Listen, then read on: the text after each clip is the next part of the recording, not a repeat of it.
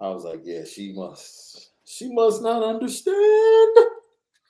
Lucky Lefty Podcast. What's good? Good, good. Happy Tuesday to everybody.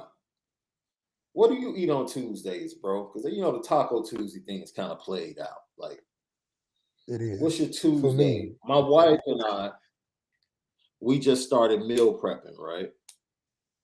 My Really? wife, yeah. My wife, she started her lifestyle journey, probably a year and a half ago. So she started out a long time before me.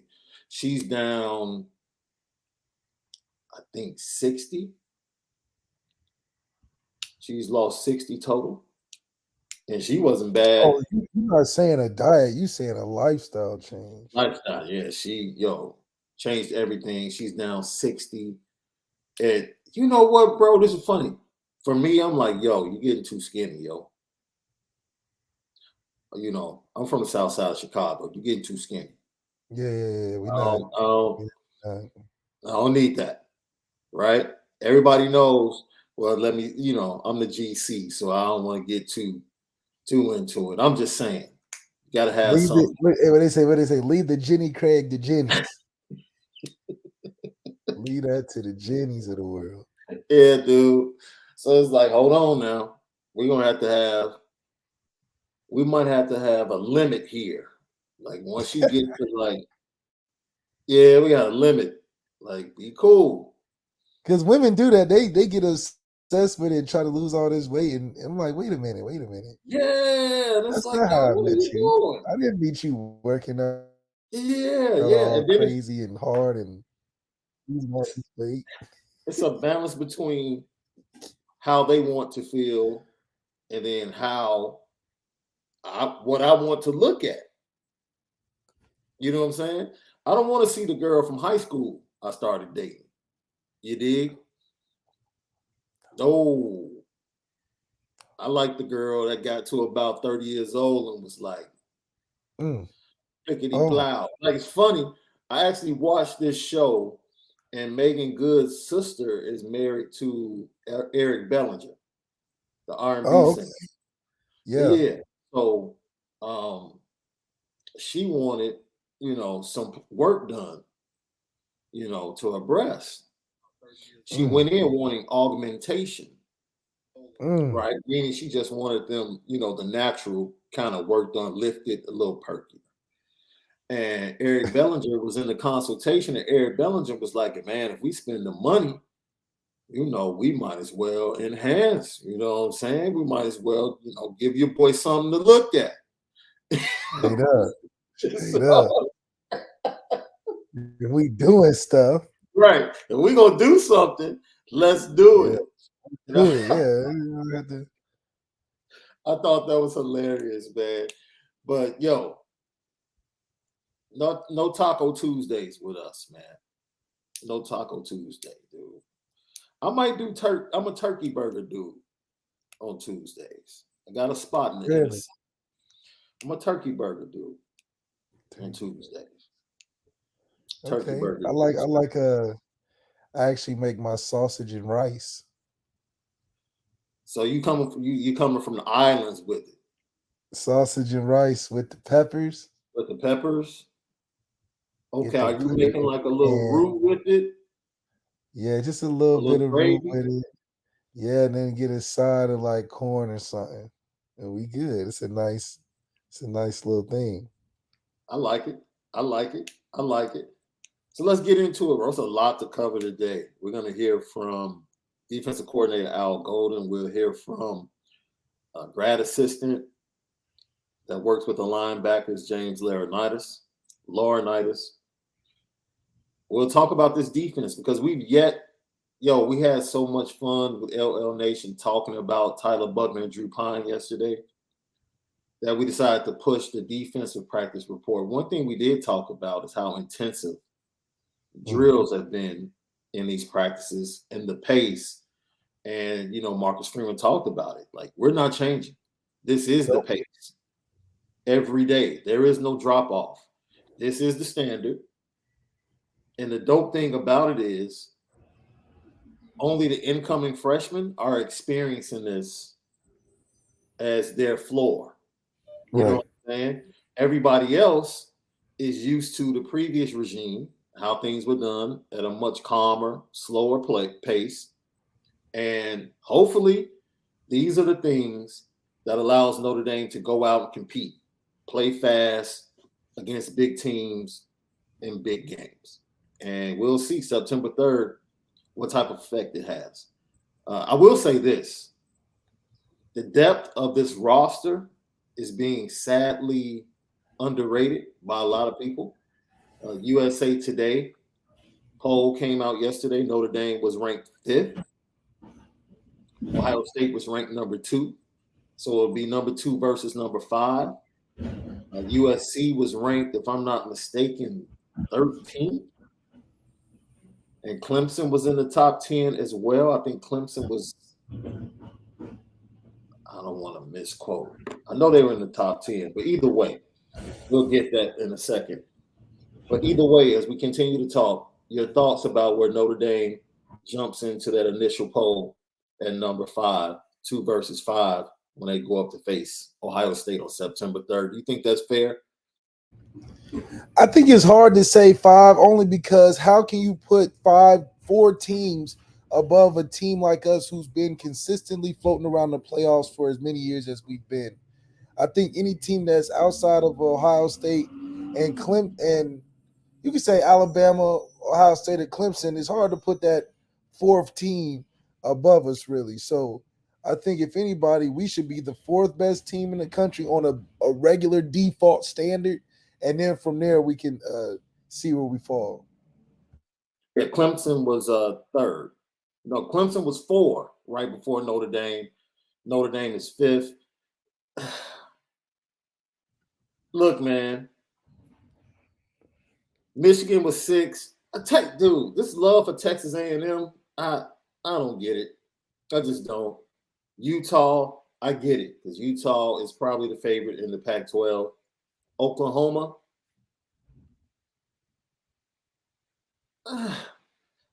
Oklahoma and Baylor, but Baylor is the defending Big 12 champion. So Baylor's I been would more probably consistent. lean towards Baylor right now, especially if they get the quarterback situation handled. You know, I mean, they signed Austin Novosad for the next class in 23, but they still have some questions at the quarterback situation for the season that is 2022. No, absolutely. And what's crazy is that with us being five, we usually don't fall below 10. So we float around 5 to 10 range all season anyway. Yeah. Bulldogs and the Buckeyes.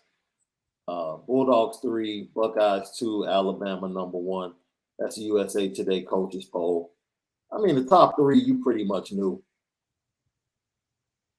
The top three would be who they are, right? I just don't see it changing too drastically until the coaches at those places change. But for us, I think if anything, out of all those schools in the top five, we have the biggest chance to jump with a guy like Marcus Freeman. A lot of these guys are kind of solidified foundational pieces, but that also means they can be passed up. I don't think there's much more you can get from a Dabo or Saban other than their consistency. Yeah. But with us, we can bring something to vault us above those top spots that are hold right there. The interesting thing about this ranking is that when you looked at Athlon, Lindy's, and all those other publications, Notre Dame was floating anywhere between, I'll say, 7 to 13 in that range. So to see that the coaches have more respect for the talent on Notre Dame's roster and the respect that I think has been garnered by that staff on the recruiting trail, I think that's why you see Notre Dame on a different level than the publications from the prognosticators and those that call themselves experts. Mm-hmm. So, yeah, big news yesterday. Shout out to Barrett Sports Media. They broke the story yesterday, I believe. The Big Ten would no longer have games on ESPN, which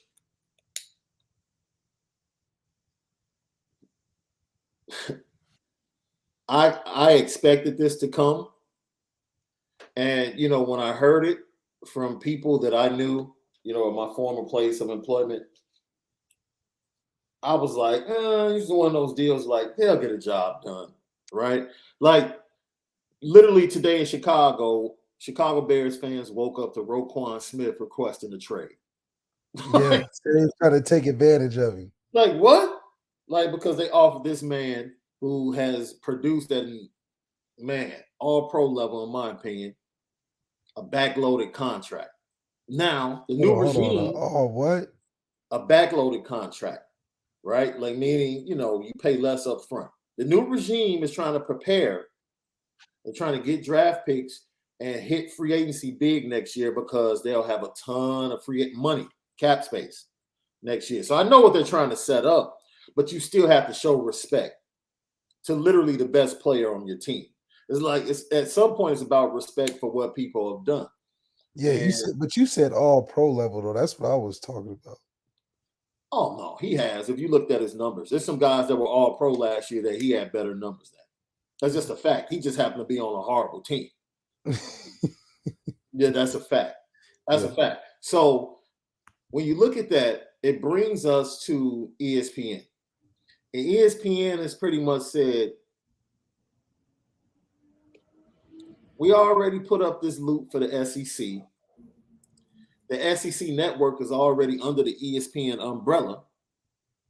The ACC network is already under the ESPN umbrella. The SEC has dominated and is the better package. So why should we pay for an A package from the Big Ten? Yeah. Like why? We can just invest all our money into the SEC as our A package. The ACC and some smaller conferences is our B package. We're bringing in the HBCU aspect. ESPN is like, we're good. If you want to walk, go ahead and walk. That's right. Big Ten, it's a win-win for everybody because the Big Ten immediately, CBS wants to come to the table, NBC wants to come to the table, right? But this is the thing. They're only going to get B packages, right? That's right. The main package is going to be Fox. Main package is going to be Fox along with the Big Ten network. Mm-hmm. CBS and NBC will be vying for the B package. That's right. The Big Ten. Here's where Notre Dame comes into play. Notre Dame already floated 75. Look, whoever, 75. Like, this is what it's going to take. Jack Swarbrick, man, that's why I retweeted this on my Twitter feed with the young man kicking his feet up, eating popcorn. That was a live look in on Jack Swarbrick yesterday because he anticipated this. He saw it. Very good relationship with Kevin Warren. Yep. Who went to Notre Dame, graduated from Notre Dame. They have a really good relationship. I'm sure they've made discussions and talked about what the Big Ten has in mind. And so Jack Swarbrick is sitting back saying, okay, we already put our price out there. Now that our price is out there, now we sit and wait to see how much money you give them. Right? Because based upon the money you give them, that's where we see our value. That's where we see our value. That's right. From a brand standpoint. So we basically gave you what it's going to take to come to the negotiating table with the 75. Right? And a lot of people are like, oh my God, that's too high. No. No. You got to see the money that's about to be floated around. Right? And if CBS and NBC give big money for a B package, once again, a B package, right? Right. NBC, before all of this came to a head on yesterday, they were already reportedly talking to the Big 12 as being the 12 o'clock game and being their B package for college football. Wow. Yeah. They were already talking to the Big 12. Yeah. Those were the reports. Now, they're like, man, we're going to push the Big 12 to the side. We're going to go after the Big 10, right? So the Big 10 can come to NBC, but the Big 10 is getting that 12 o'clock slot. Yeah. That 11 o'clock kickoff. That's it. That's it. The main attraction is Notre Dame. It's Notre Dame, right? Right. So yeah, we'll take the B package, but the main attraction is Notre Dame. The point is, if you add a B package, as you say, what does your boy Fat Joe say? The price today is not Yesterday's price yesterday's price is not is not today's price. today's price. That's true. And that's why Notre Dame is comfortably sitting back saying, go ahead. Yeah. Go ahead. Handle your business. Handle your business. We'll sit over here. Ready to match or go up. And do whatever you have to do. And that in itself, hopefully makes the fan base feel a lot better about what's going to end up happening in 2 to 3 seasons down the line when that contract is up, right? The fact that NBC is going after that B package lets you know, because we didn't know with the NFL on deck, Sunday night football, Thursday night football, we did not know whether or not NBC was interested in college football. Yeah. Now we know they are very interested in college football. And if they're they seen the best thing going, Yeah. And I'll be honest,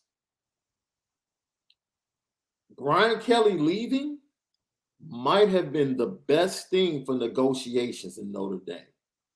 The program has a more youthful vibe to it. It appeals to a younger audience. I believe players around the nation, the young people around the nation, are now going to be tuning in to Notre Dame games because of Marcus Freeman, because of what they're doing in the media, because of the recruiting trail, because of a lot of things that's trending in a positive direction for Notre Dame. And with that being said, you have to think that NBC might have done a 180 from where they might have been, say, middle of the season last year, right up until today. They might have had some internal discussions like, you know what, we were thinking about getting out of this contract, but man, this is totally different. This is the Notre Dame we thought we might have been getting. That's right. Now, so do we jump out now when everything is about to take off and let someone? It's almost like you hear this all the time. Like you date somebody, they were nobody. You bring them around, all of a sudden they start dressing better, they start looking better. Everyone starts to know them, and then all of a sudden they're like, "Oh, I don't think it's working out." Hold on, I brought you to the game. Well, wait. No one knew you. You were like a nerd in the corner. I showed you the game. Right. I showed you the game. And now you want to bounce? Right. And NBC doesn't want to have that feeling. Right. Because look, they took Notre Dame when they were independent. Let's be real. NBC has stayed with Notre Dame through some lean years. Some lean years. Some real lean years. Before Coach Kelly got there. Right? That's and right. then things got better, right? But it's probably still more than likely it didn't reach the expectations that NBC had, especially as the world evolved. Right. Social media and everything getting younger and fresher. Right. Yeah, NBC kind of stayed archaic in that sense. Yeah. But because of that, Notre Dame's narrative was archaic. It was like turning on PBS channel for some people because of the NBC channel 2 or whatever the case may be. Yeah, it's interesting, man. So, a lot of people asked me yesterday, like, what's your initial thought process? And I'm like, dude, Notre Dame is loving this. They're loving this. It's almost like the guy in free agency in any sport that's like 2 years away. Right?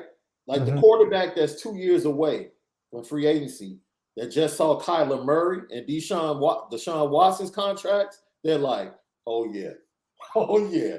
Joe Burrow. Right.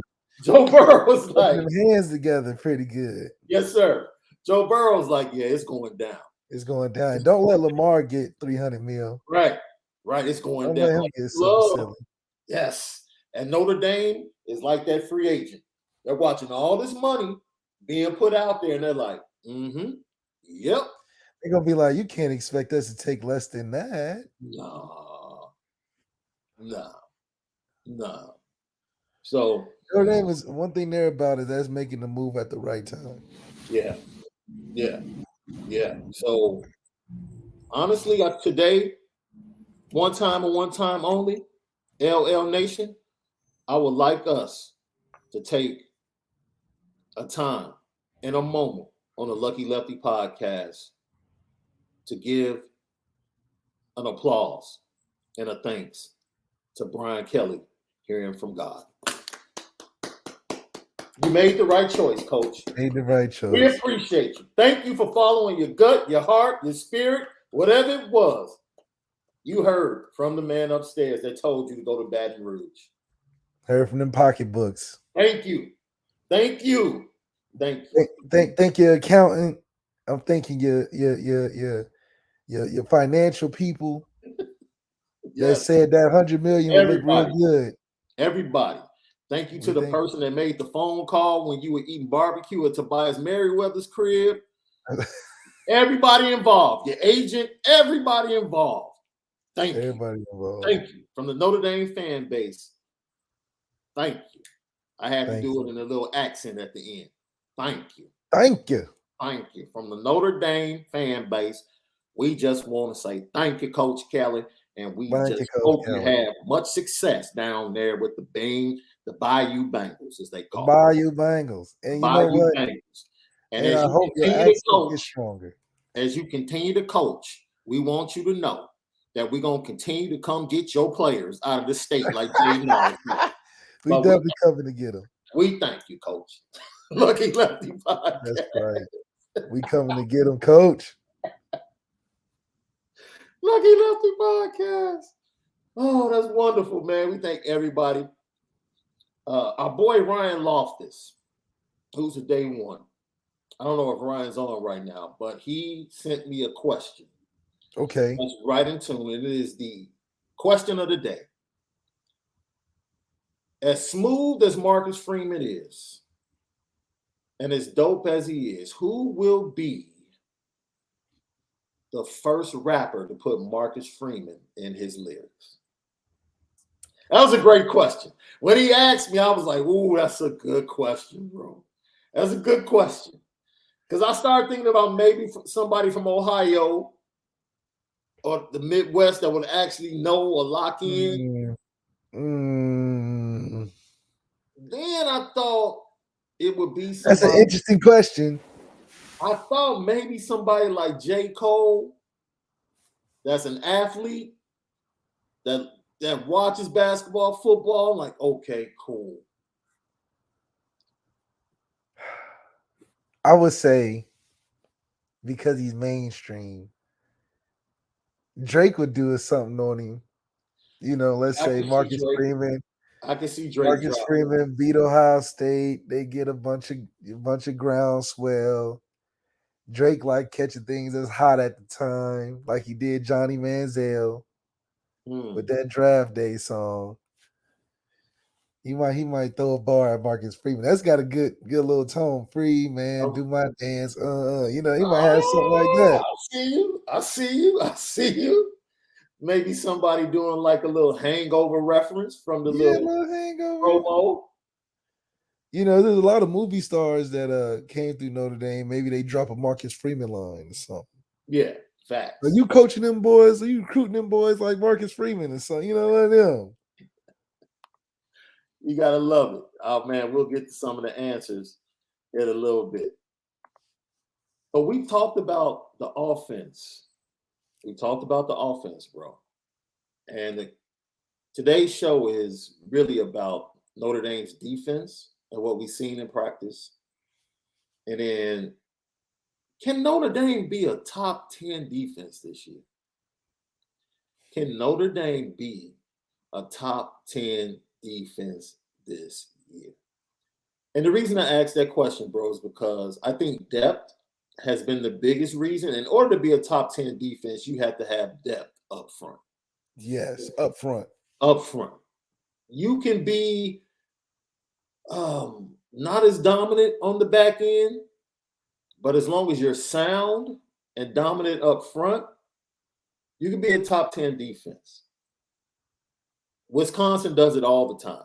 Like Wisconsin's talent in the secondary isn't great, but they're so solid in the trenches. And with the makes up for a scheme, lot. with Jim Leonard being all Big Ten as a safety, he can teach that position and say, look, we don't have to be great. We just have to work in concert. As long as we don't have any busts and we don't have to. Yeah, we don't gotta have a first round guy. There you go. Because the front seven gonna get most of it done. Yeah, we just have to support the strength of our defense properly. That's right.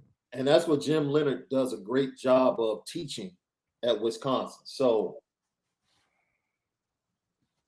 can Notre Dame, a team that most people question their secondary in the national media, and that's based off a bowl game and not really digging in on tape and seeing guys like Tariq Bracy, seeing guys like Cam Hart, and not understanding who Brandon Joseph is. And we're going to get to the importance of Brandon Joseph when we hear from Al Golden in a little bit. But I think for the first time, Notre Dame will be under 90 yards per game against the rush. Yeah, because we was averaging 100, right? Yeah, for the last 2 seasons, they've been up over 100. And definitely to improve, that has to change. Yeah, you want to be able to make teams one-dimensional and having an average of 100 is not one-dimensional. So if we can limit teams, I even put it to 60 yards a game, you know it's going to put a lot of stress on that other side of the football, passing it, and it's going to give us an opportunity to make a lot of turnovers as well. Yeah. So that's the benefit of making teams one-dimensional. I think we have enough talent to do that, at least cut off at least the run or the pass. Maybe not both, but for Ohio State, we need to cut off that run and limit them to around 60 yards rushing.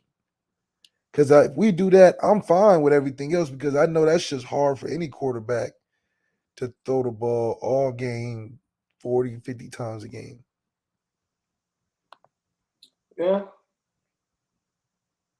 You know what's interesting about that? This front seven, when you have guys early on, right? This is the one thing that I don't want them to do is to be so hyped up and understanding that they have to get to CJ Stroud, right? And they're too amped. Too amped to get to CJ. Too amped to get to CJ, and they get hit with screens and draw plays early in the game for chunks. You know what I'm saying? Like, you coming off the edge. They rushing too far upfield. Yeah. Give it a screen or something. Yeah. Discipline is going to be key early against Ohio State because I think the overall depth of the defensive line is going to get to Ohio State. Might not be the first quarter. Right. That's what I'm saying. It's going to be that's why what we say earlier, we have to just keep it within 10 going into the fourth, right? Yeah. We keep within 10, meaning that we giving them all they can handle. And then that depth by that fourth quarter is going to come into play because we just got too many guys, you know. And now, like you said, now they become one-dimensional. Right. Like they get to the middle of the third quarter, late third quarter, and you've made them one-dimensional. And by the third quarter, like all the plays that have been scripted, you pretty much, those plays have been exhausted. Now you've seen everything. You know, they might have a trick play up their sleeve, but that's about discipline like we talked about. Now you've exhausted the game plan, and now it's all about, okay, who's going to make the plays? Like, we know what you got. You know what we got. Let's go. That's where the depth comes in, and that's where their lack of depth on the offensive line starts to show. And if you can't protect CJ Stroud and you can't run the ball, I don't care how great your wide receivers are. I just don't see it going well. I mean, that has to be the game plan, and it's all about execution. And it's a 4-quarter game, right? So that's why Marcus Freeman is making it known from practice 1. We're not changing. This is the pace.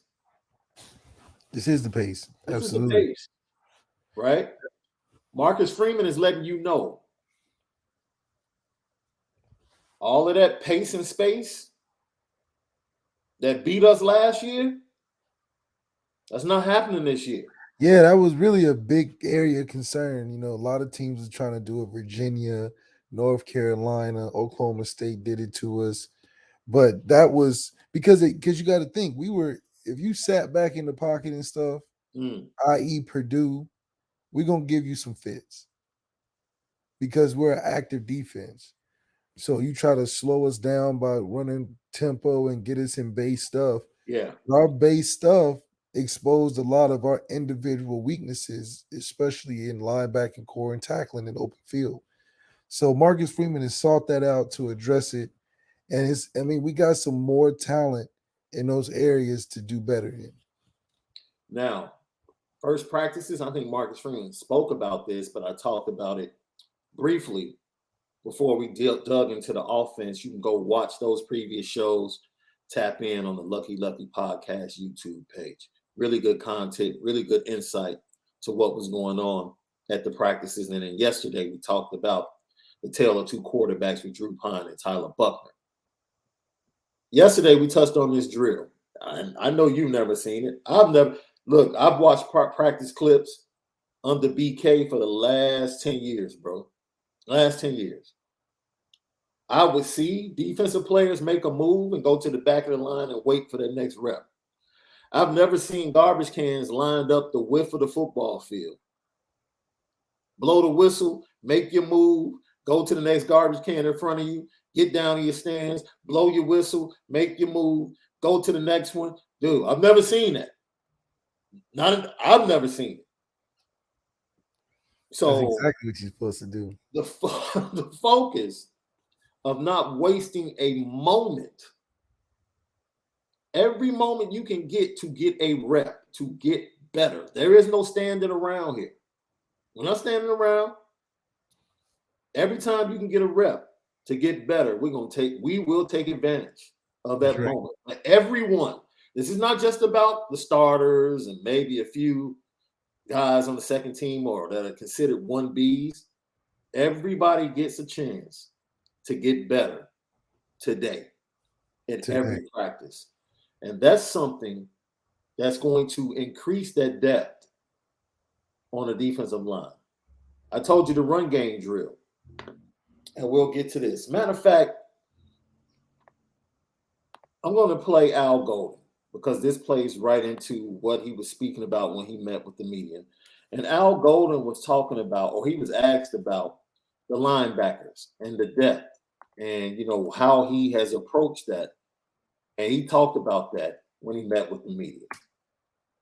Roll them through. It's a great question. So at linebacker, we're rolling them through as much as we can between, Rover, Mike, Will, all of those things. So we do want to build depth that way. It's a long season and you don't know who's going to end up at Rover or who's going to end up at Will. So we're definitely doing that.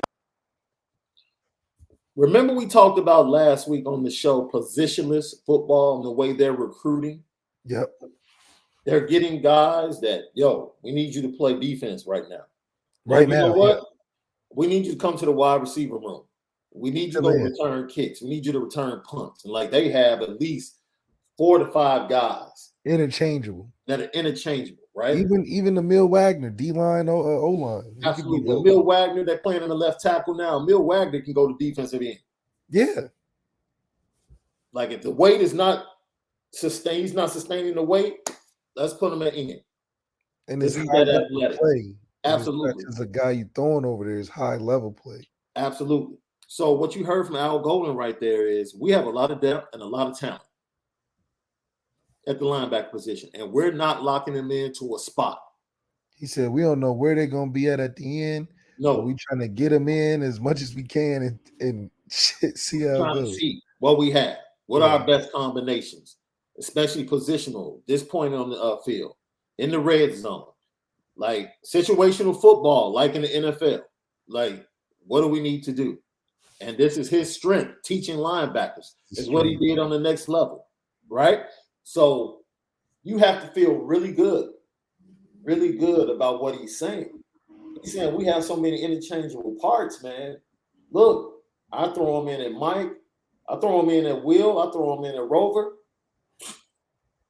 Let's roll. We're like a mechanic shop that can pump out a PT Cruiser or a Lamborghini because we got all the parts. It's just about what car we building for this season that we're gonna roll out. Are we gonna roll out a pickup truck? Or we gonna roll out an F4 150 and really be ruling on the roads? Yo, lately, I don't know why, bro. I've had this crazy attraction to flatbed trucks now, man. Yeah, I'm a big fan too. I think the way, dude, I don't know what it is about them. Like the new ones are just really appealing. They just in your like big face, like a big face watch. Yeah. It's like, man, that's okay. I like it. Yeah. I like how it just look. We were joking with my mom yesterday why she's the only person in the family that loves. My mother likes cars that sit really low. Really? Yeah, man. She was watching Tokyo Drift too much or something. No, it's like every car she's had sits really low, and she's only had one truck, and she got rid of it after like it wasn't even a year. She got rid of it after like 8 months. Couldn't take it. No, it was like a Cadillac Escalade, and she was just like, I don't like it. She's like, I don't like it. No, and everything she gets is like sports car type, has to sit low, but it's a sedan. It's a sedan, so she's not doing like 2 doors, anything like that, but it's sedans that sit really low. And we all talk about anytime she has us drive her around, man, it's always a problem getting up out of this car so low to the ground. Yeah, you got to get up from laying down. Right. And we joked about it because everybody else wants to drive an SUV in our family. Like, we just love trucks. Yeah, that's just what we do. We just love trucks. But for some reason recently, the flatbed has been my it's been my taste. Too. Yeah, it's been my taste lately. And the taste of the town for a lot of people is one Maris Leofow. Yo, everyone expects great things from this guy. His injury was one of the most impactful injuries in fall camp last year because he would have made a world of difference on that defense. Yeah. But we come into the season, he's healthy, and the staff has chosen to give him less reps. And this is one thing I love about Marcus Freeman said, about what Marcus Freeman said. He said, when it comes to players that are going to come into camp and ramp up, I told my staff, and this was a shot, you can put them on the petty train, because it was a little shot at the previous regime. He said, I don't believe in putting guys out there and telling them to go 80%. Like, if you're going to take a rep, go 100. I'll just give you less reps. But when you're out there, play like you're going to play. Because you're not going to step on the field and give me 80%. Yeah, that's what they said. I mean, as an athlete, you know that anytime you step on the field, we assume you're 100% healthy. Yeah.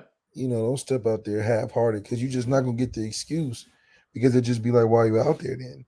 You know, so yeah. You don't get a empathy in sports playing hurt. The fans may give it to you. Right.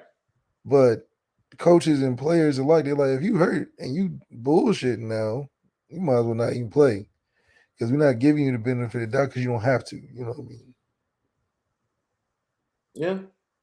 I guess we have an old Ohio State fan, Jay Gibbons. We appreciate you. All caps, DeJuan Jones. He's one as one lineman. As one lineman. We're talking about I'm not hearing nothing on the D-line side. We're talking about 6 dudes coming on this Notre Dame. I was witness to us blocking Aaron Donald in college. If y'all don't got no Aaron Donald, I ain't worried about you. And we blocked Aaron Donald. Dude. So, and that's the thing. Pittsburgh, check the film. Zach Martin was there. Nick Martin was there. We was blocking Aaron Donald. Like, he brought up one dude, because he knows the interior of that line, you got some problems, bro. The same problems you had last year on the interior of that line. It's a question. No push. And it's cool. I know Ohio State fans want to act like they're perfect. We got a perfect team. No, you don't. No, you don't. You have question marks just like everybody else. Question marks on that back end. Like everybody else. Right? Mm-hmm. And it's cold. Wait a minute. DeJuan Jones was there when it was running up that middle. When Aiden Hutchinson and your boy was coming off the edge from Michigan, dominating. He was on that offensive line, right? He was on that offensive line when Michigan. Aiden Hutchinson. Okay, that's all I'm saying.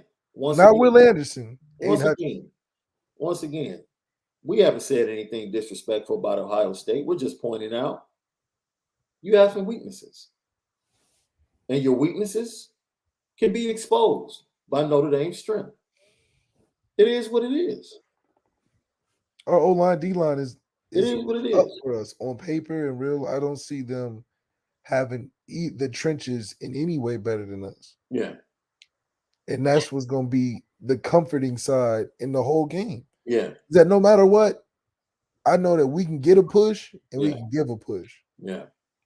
And that's going to affect something down the line. Yeah. See, because we're a podcast that deals with objectivity.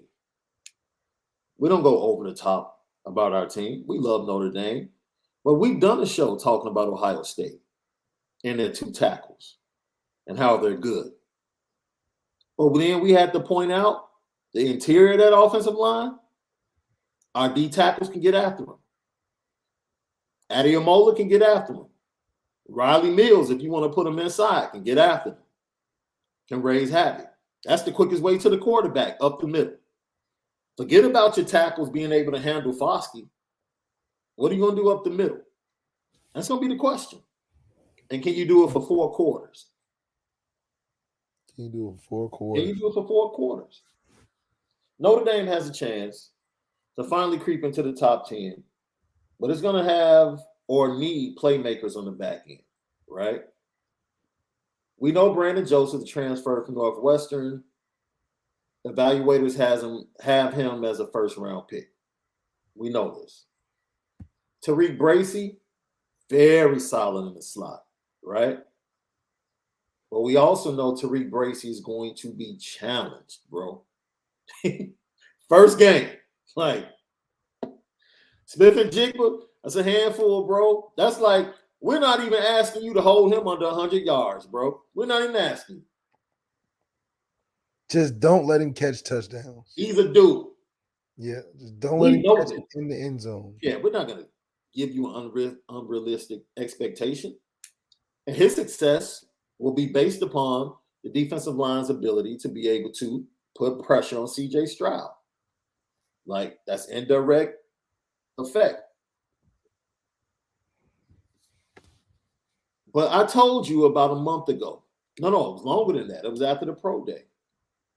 I heard some things when I was at Notre Dame for the pro day in the first spring practice or the first full access practice.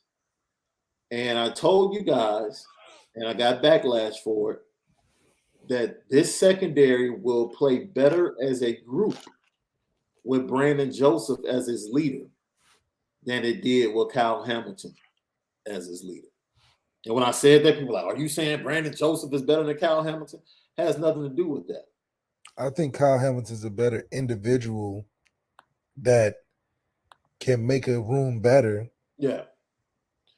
But I think Brandon Joseph makes the room better through communication and leadership more so than he's running across the field, catching picks, tiptoeing out of bounds. Not that he can't do that. He's a playmaker in respects. But that's not what he's going to be remembered for or led by. Like guys gonna gravitate towards Brandon intangibly than they would Kyle. Just because, not every first rounder is the best guy to follow because a lot of the times the stuff they can do, other people can't do. I think Brandon's more of a less of a freak of a nature than Kyle was. Mm-hmm. So by default, his best abilities come through being a great teammate, getting guys lined up, and then his play included in that just makes him an overall talent. Yeah. So Al Golden spoke about how pleased he's been with the Notre Dame secondary early on in fall camp. Togetherness, let's start there. The safeties and corners. The communication has been really, really good. Again, we're not always in the right call, but we're all in the same call. And that's really, really important. And so they have a brotherhood there. Communication has been great. The questions, the engagement, all of that has been phenomenal. So just in general, really excited about those guys. Same thing I was saying earlier about the walkthroughs. We're changing different groups. We're giving guys different looks at different, with the first team or second team or vice versa. And I think it's great for morale, and guys are responding to it. So that's your defensive coordinator, Al Golden, talking about the secondary. Once again, the same thing with the linebackers. They love the depth. That sophomore class is stepping up big time on the back end, right? I can tell you now, if you thought Jaden Mickey was talented, the Morrison kid that's a true freshman, Ben Morrison, man, moves really well. The one thing that stuck out, he said they might not make the right check, but they all do the same thing. Like, even if it's the wrong check, they still are working. They in the right check for the call, but not for the play. Right. They'll check to the right thing and everybody will do it, but it may not be for the play. But it's like, if we're going to be in the wrong check, we're going to be in the wrong check together. In sync. Yeah, everybody doing it. If we're going to go cover 2, it's cover 2. Right. Right. It ain't like cover 2 and I heard cover 3 and I heard. Nah, we heard cover 2. We doing it. Oh, that's the wrong thing. Okay, we all 11 messed up. Yeah, yeah. And it's amazing that I pointed this out too. Like when I was in spring practice, Al Golden specifically stood behind Brandon Joseph, Houston Griffith, every snap. And he said the same. Dude, I almost got tired. Back in the day, if he was in my neighborhood, I would have picked up a rock and threw it at him. Like, dude, shut up. Every snap, communicate until the ball was snapped. That's all he said. He just kept beating it into their heads. Communicate, kept drilling it into their heads. Communicate. And now they're going to fall camp, and he loves what he sees from his secondary. Communicating, the depth, the different combinations, being able to make plays. And I feel good about that because now guys like CeeLou, Cam Hart, Tariq Bracy, instead of having to play 70 plays, now maybe we can get it down to 55.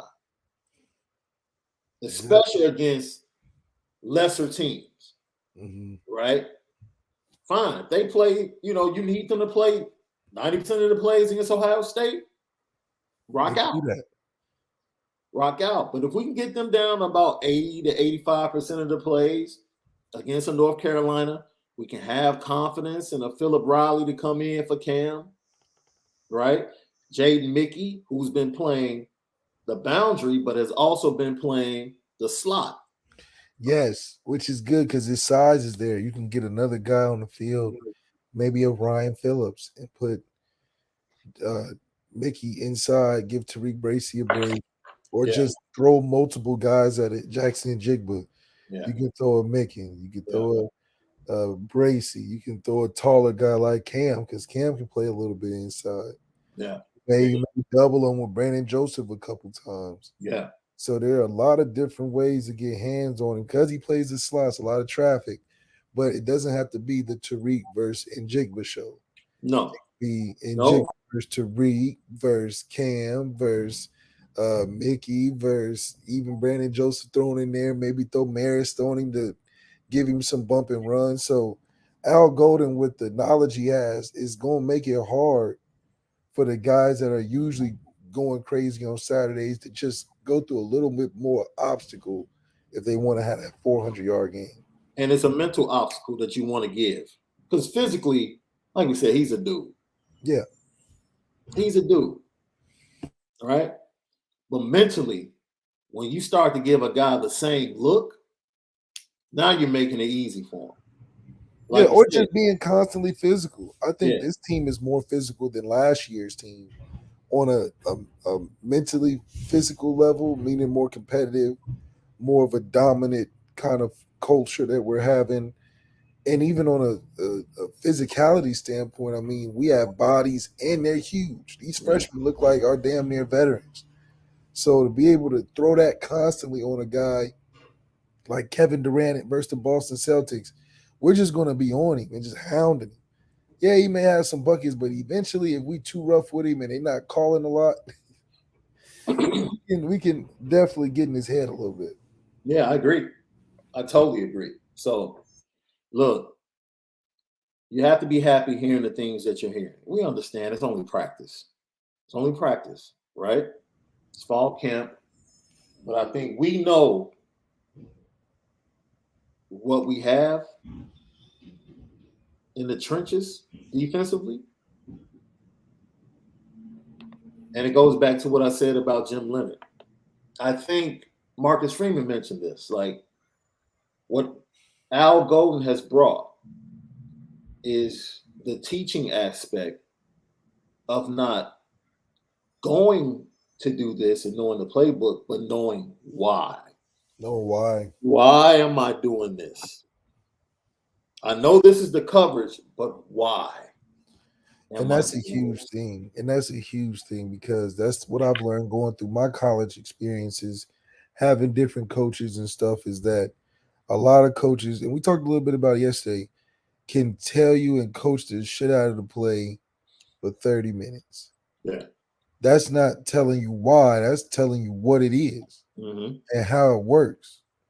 But guys like Al Golden, guys that I've been around when I was at Notre Dame and at Florida, not every guy can tell you why. A lot of guys can go to school and be under guys that are great coaches that tell you to play, but only a few coaches know certain information about things on how to do it. So, or why you want to do it. So I try to get really in depth with my quarterbacks, even in high school. My offensive coordinator's calling all the plays and telling them, this is what you got to do, this is what you got to do. But that's not how to play the position in doing it. Right.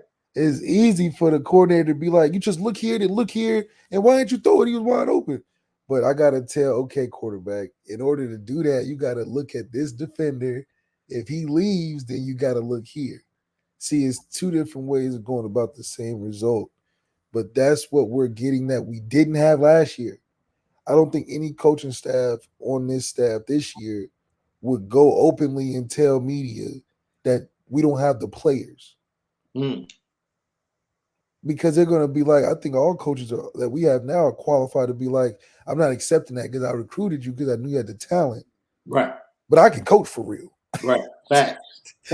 So right. I'm not going to come and say you can't do it. I'm going to be like, I'm going to coach you. And then like, okay, your ceiling may not be there, but that's not me not having an excuse, you know. And it's crazy, right? Because to hear that a coach actually would say that, like, okay, like you do understand that reflects upon you. Yeah, because you brought them there and you have to coach them every day. Like while you're trying to throw them under the bus, it's reflecting on your ability to coach and do your job. So, man, the back end looking promising, trenches looking promising. And now I want to go more in depth about two of your favorite players because we got a chance to hear from grad assistant, which is crazy to say grad assistant, but that's his title, grad assistant that works with the linebackers, teammate of head coach Marcus Freeman at Ohio State, James Laurinaitis. The first one he talked about is the guy we talked about that's at the middle of that defense that was injured last year in fall camp, but he looks to be healthy and ramping things up for game one. James Laurinaitis talking about his excitement to watch Marist Liufau. Marist when live period comes up, right? I mean, I think a lot of times what I love about him is you got to rein him back because we got to be able to practice and protect your teammates. But I think with Marist, the sky's the limit with his potential. I mean, he's long, he's able to be on the ball, be off the ball, play in space. He's smart. I love his attitude. Today he came up to me and was like, hey, just really make sure, like, if I am not bursting to the ball, just let me know. I'm like, oh, you got it. Like, I'll let you know. But it's a constant commitment to want to be better. And some of that obviously is what happened a year ago, right, with the injury. But it's all about making sure that he is fully just locked in and day out. And he's been great. He's been great. But I think, man, potential-wise with him, he's a special talent. We knew that his freshman year, bro. We knew, boy, you go watch that North Carolina game from his freshman year, it was like, okay. Yeah, we can't wait to see this dude next year. And unfortunately, he was injured in fall camp. But he's special. Yeah, and I think what's going to be great about Marist is that he's that guy that you know is going to bring it every day, a guy that's hungry, and he's in a veteran position where guys respect him enough to follow his lead on things as well. So I think what's going to be great about him is that he's a coachable guy, and that's infectious in a room where guys that are coming up are looking at Marist like, damn, you even are engaged in trying to ask questions. I need to follow that same suit. So then he went on to talk about your other guy. I was like, oh, Malik's going to love this. He's going to love this. Laurinaitis is talking about both of his guys. You want to take a guess at who he was like super excited about? You want to take a guess? Your other guy at linebacker? Prince Collie. Yeah. Prince Collie, my dog. Talk about just natural instincts. I think you could put PK out there and just say, you don't even know what the defense is. Just react, right? I think that's what when you try to find somebody when you're in recruiting and you're watching them in high school, and you can tell guys who can see it off the ball. Like playing stack linebacker is not easy. Like when you got all these jet motions and people pulling, and now you got these orbit motions behind. There's all these people are moving. Where my eyes go? And Prince is just so patient, and he can just find it. You could say, I don't care what the defense is, find the ball. He has such a natural knack, and he has grown tremendously from the spring to now. And that's why I'd be like, don't believe the Drew Pine hype. That practice stuff is practice stuff. Because you come around guys like PK, I like it, PK, who a lot of it is just instinctual. It's just like tackling. Tackling is about effort and attitude. It's like, dude, we can tell you how to but you got to want to bring another guy down. In defense, you got to want to find the football and bring it down. You want to drop flat and man-to-man and call a check, but when that ball is snapped, the thing that's going to end the play is with you finding the football. And with guys like Prince Collie, you can go to sleep well at night is that even if he don't do it right, he's doing something right. Because usually it's going to be around him and the football. And some of that is what Jalen Smith was really good at, and why we fall in love with Jalen Smith is that you don't have to be like, Jalen, go do this. It's just like put him in the middle, tell everybody else how to support him, and then just watch. And that's him in that combination with a Marist who's a coachable guy who's going to be like, all right, let's do this to get what we want. That's a great melding of the minds right there. And you're going to find the talent flourish because of that, and the young guys play right well behind it. Yeah. Look, I was amped to hear him talk about both of those guys, but especially Prince Collie, bro. Like, we talked about it. Remember he played against Virginia, and we were like, you can see the natural ability, but for some reason he's just not off the leash. Yeah.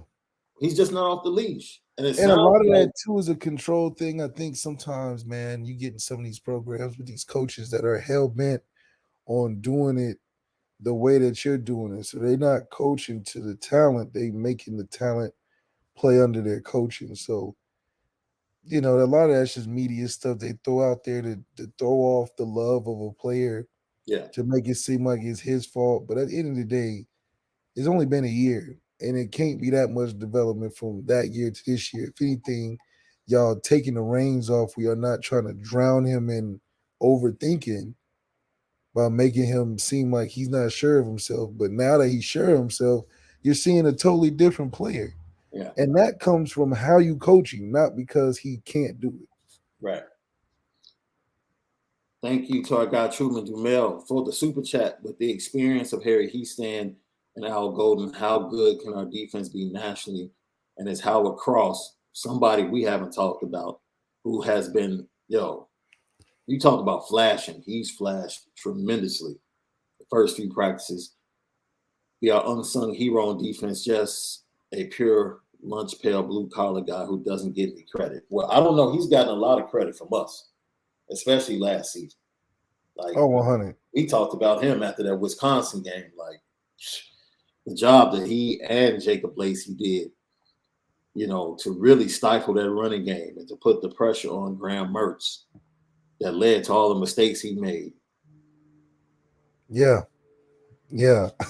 Like, he's a dude. He's a dude. And he is the reason why you probably won't see Riley Mills inside a lot. Like, Riley Mills is pretty much that strong side dude on the end opposite Foskey. That's right.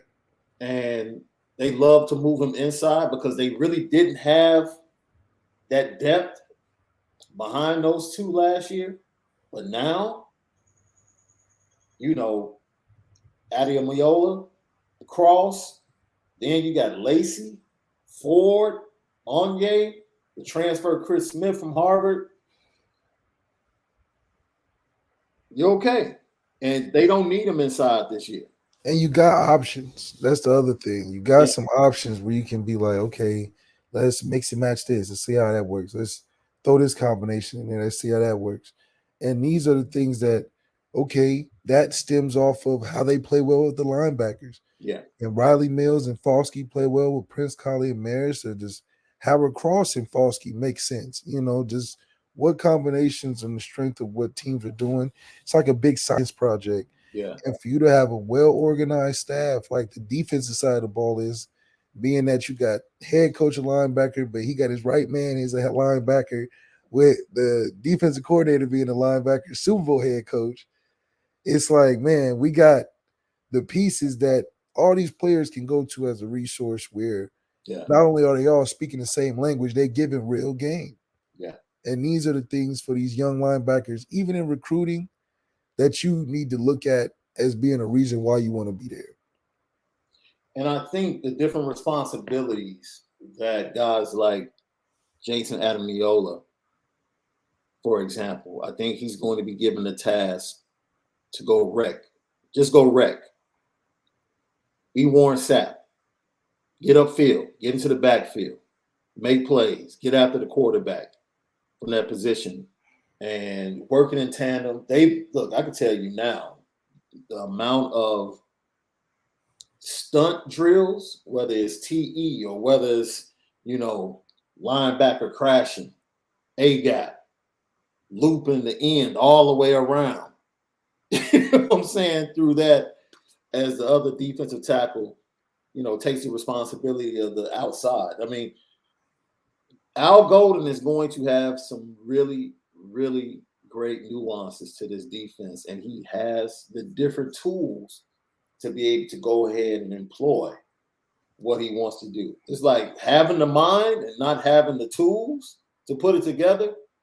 Like, man, he's going in there with a full toolbox. Yeah, he absolutely. got the hammer, the power saw, he got a lift, he got all type of amenities, screws, nuts, and bolts to build what they're trying to build. He's not lacking and got to run to Home Depot and jump in the transfer portal, get something else. He got everything they need in-house. Yeah. And this makes it now you just got to coach it right. And I think this is the right group to do it with. Yeah. For Shaun Al. Flip, thank you for the super chat. Jack Swarbrick is a genius. What do you all think of him taking over as NCAA president? It's like I feel like Jack Swarbrick is what Michael Jordan is to the Bulls, but to the NCAA, he'll probably be like the Charlotte Hornets. Player, owner, like totally different. Like who Yeah, he is, like, he plays good for us because of our situation is so lit. Yeah. And he's been in it a while. I think that because he's been in this unique situation, going to a general overview of things, I think it just will be a different environment for him, where he won't be as successful only because they go to him for advice, and I think him running things will be just a little different. Yeah. Josh Buffalo, the motivational business banker. Malik, do you think Maris has a chance to be better than Manti? No, because Manti he got a lot of things going for him. Yeah. Like it's just gonna be hard to beat a Manti just because Manti had like sort of what LeBron had going into professional. He had the media, the swell going in. Yeah. He was a first 5-star linebacker from Hawaii going to Notre Dame. Like all y'all little Hawaiians that's there now is because Manti made it cool. So facts. Maris is there because of Manti opening the door. So that there alone, he started so hot. Yeah. And then let alone him playing well and being in it's just so much that he had outside of just playing. Yeah. That you better guys like Mpemba could probably go in, like even Jalen and his legacy there. From a fan favorite, it's kind of like Brady Quinn. Like there was quarterbacks that may have been better than Brady Quinn. Right. But if you ask a fan, it's Brady Quinn or nothing. Yeah. Facts. They just love Brady Quinn. Our boy Jay Chillin said we need that Kodak Black back for everything type knocking in the locker room. Shit, we ain't back for nothing. We gotta get it. We gotta go take it. You know what I'm saying? That Kodak? That yak, man. And so Josh Buffalo, you asked another question about, I said this. I don't know if I think I said this on IB during the show, and I think Justin Scott is going to be a fall commitment for Notre Dame. I've stood on that. I had conversations with the young man before he even received his Notre Dame offer. And he was waiting on the offer. His words. He was waiting like, yo, heck yeah. Like, you interested in Notre Dame? Heck yeah. Yeah. He was waiting on the offer. So it was just a matter of him of getting the offer. And now the staff just putting in the work. Al Washington has been a star. Like, if I had the 3 stars of recruiting right now, it would have to be Chad Bowden for the job he's doing, putting everything together. Al Washington, without a shadow of a doubt. And then from Al Washington, we're not counting Marcus Freeman. Like, no, we know he's a lead recruiter for everybody, right? But my 3 stars would be Chad Bowden. Then it would be Al Washington. And then from Al Washington, the job that O'Leary and Mickens have done with the class they put together in the secondary, even with the misses, like even missing on Caleb Downs, is like, dude. You're not stressing. No, they've done a fantastic job. I just think, like you said, Manti kicked down the door for, guys like Maris, guys like Jordan Botello, and who was the guy? I'm sorry, I'm not trying to be funny. Robbie Toma. Toma. He followed Manti from over there. So, and then his recruitment went down to the end. It was like USC, Notre Dame. Notre Dame pretty much snatched them at the end. And look, I'll say this because I know he has the documentary coming out and it's a black stain. People laugh. Man, look, as a player, that dude is a top 5 fighting Irish all-time player. Yeah, yeah. Like, we can stop playing games, talking about catfish and all that. Manti Te'o's top 5 Notre Dame football player. Yeah. He's top 5. Top 5, right? Because I even asked you, bro, I said, yo, is Jalen better? Was Jalen better? And you were like, Jalen was a better player. Yeah, for sure. But, like, did he have a better career at Notre Dame? What it means to Notre Dame, yeah. Manti it's just like, you're not. Was different, and if he won it, yeah. he won the Heisman, if he won that the championship that year, it'd be the greatest Notre Dame player of all time. Like the fact that he was in New York, fam. Yeah, that's, you know what I'm saying? That was before they was trying to get Aiden Hutchinson to get it. Like that was a legit defensive player that should have been there. You know, so man, it is what it is. That'd be interesting to see. Like, we might talk about that tomorrow, LL. So you guys think on it. Give me your Notre Dame Mount Rushmore. Should we do Mount Rushmore or top 5? We should do top 5. Top 5. Let's give them the top 5. Now, this can include what? Coaches too? Let's just do players. Okay. Let's just do players. Players, I go Quentin Nelson. No, well, you can give yours. We're gonna let LL give theirs tomorrow. Oh, okay. For tomorrow's show. But we know Q is on your top 5. Yeah, that's a tease. That's tease. He's probably on my top 5 too. Quentin got to be on there because that's disrespectful. Man, so absolutely. We talked about Al Golden today, and we heard from Al Golden and James Laurinaitis on Maris Love File, Prince Colley, the defense, how the front is coming along, how the secondary is looking. We both think that stopping the run is the key. And they have the tools to do it up front this year. Stopping the run is the key to Notre Dame creeping in the top 10 nationally on defense. We think it can be done. We definitely think in the years to come is going to be the norm with the talent they're bringing in. And we answered your questions. And we also talked about the TV deal with the Big Ten, what's to come and how it impacts Notre Dame, and why Jack Swarbrick is probably feeling pretty good about all the money that's about to be thrown around. Notre Dame fans feel good too. But I'm with a lot of Notre Dame fans. Like, forget where. We just need the production and the broadcasters to be better. I just need a better broadcast. I rock with you guys on that. You know what time it is. Petticoat. Petticoat. Petticoat Junction. It's time to get petty. Oh, we did a good job executing. Are you upset with something? And fire up the Petticoat Junction train. I just don't like you. You don't? No. What is today's petty history? Petty Junction.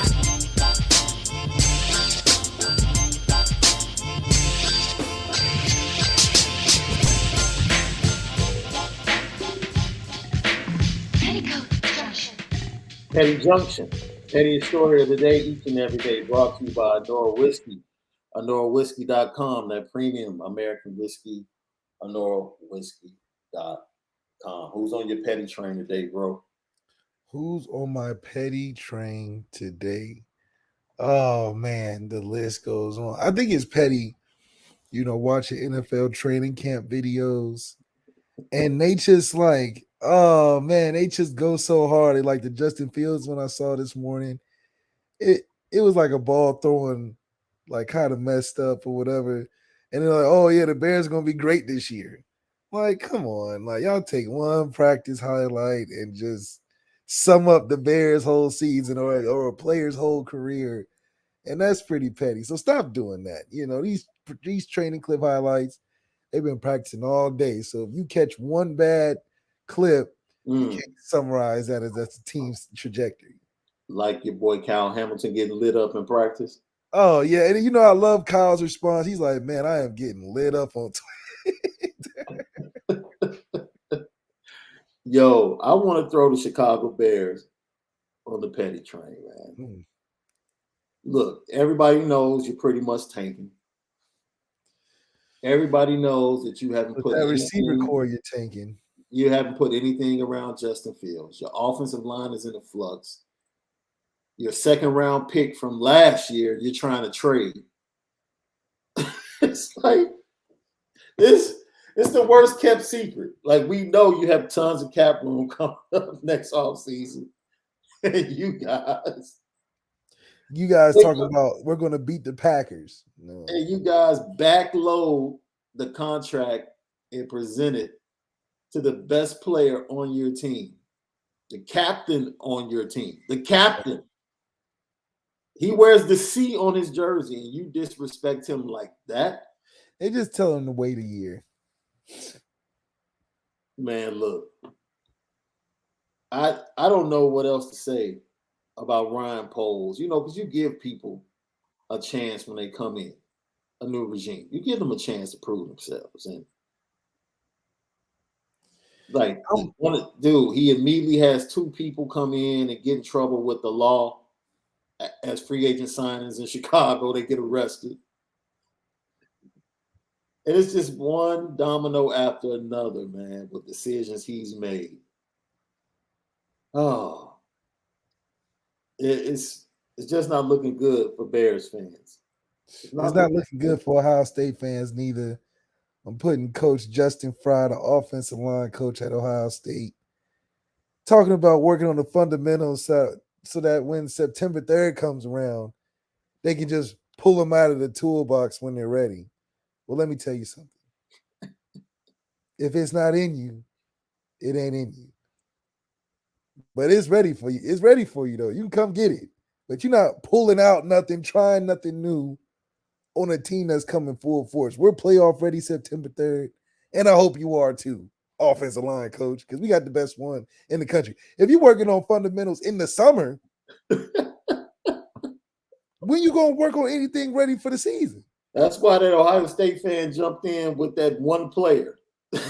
With the one player. He might be talking to one guy. Y'all ain't ready. Yo, that's the petty train for the day, man. We thank all of you guys for your submission to the petty train. You can always submit somebody for the petty train by just hitting us up on Twitter at SD2Mics, at Overtime Malik, on Instagram at Malik Zaire 8 on Twitter. Just hashtag it petty train or put the train emoji up, and we'll know you want to put them on the petty train and make sure that you put on there on the next show. So we appreciate you guys, man. We thank you for your support. We're almost there, almost tapping 2,500 subscribers. It has been an absolute joy for us to do this as a podcast. And man, you guys get us up in the morning and get us in front of these cameras because we want to chop it up with you guys and have fun with you. So with all of that being said, make sure you have a fantastic Tuesday. We'll see you tomorrow for another edition of the Lucky Lefty podcast. But most of all, spend it different today. We'll see you tomorrow.